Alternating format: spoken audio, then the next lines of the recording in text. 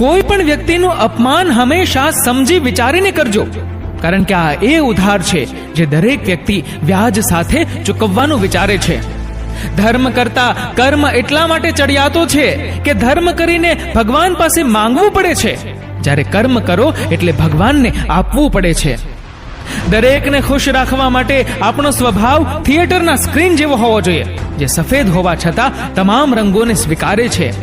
જો રવિવાર ના ગમે તો મિત્રો બદલો, અને સોમવાર ના ગમે તો વ્યવસાય. ઢંગથી સંબંધ સાચવો સાહેબ, ઢોંગ કરીને નહીં. ખાઈમાં પડજો પણ અદેખાઈમાં પડશો તો બહાર નહીં આવી શકો.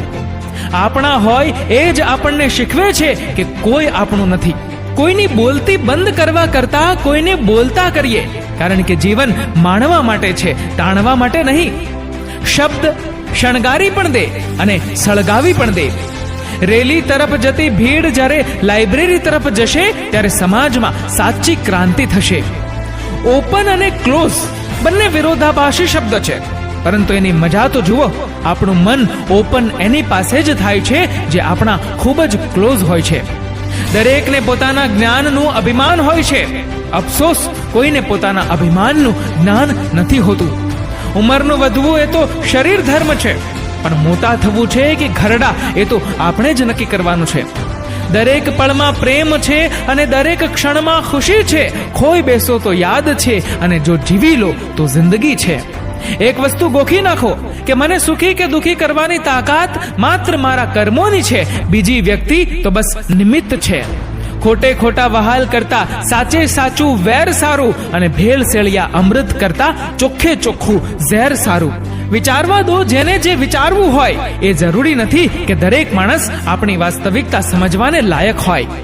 કોઈના સદગુણ લૂંટતા શીખી જઈએ તો વાલિયામાંથી વાલ્મીકી થવું કંઈ અઘરું નથી. વૃદ્ધાશ્રમમાં વર્ષો વિતાવ્યા, હવે એના છાપરે કેમ જાવું? બટકું રોટલો ભારે પડ્યો અને હવે મારે કાગડો થઈ શ્રાદ્ધ કેમ ખાવું? પથ્થર કોતરીને લાગણી બતાવી શકાય સાહેબ, પણ લાગણીને કોતરો તો માણસ પથ્થર બની જાય. સફળતાની ઊંચાઈ પર હો ત્યારે ધીરજ રાખો, કારણ કે પક્ષીઓએ સાબિત કર્યું છે કે આકાશમાં બેસવાની જગ્યા નથી હોતી. જીવનમાં 1000 ભૂલ કરજો, પરંતુ શરત ખાલી એટલી છે કે એકની એક ભૂલ બીજી વાર ના આવવી જોઈએ. માણસને જ હતા કલર, હવે તો નોટ પણ કલરફુલ છે.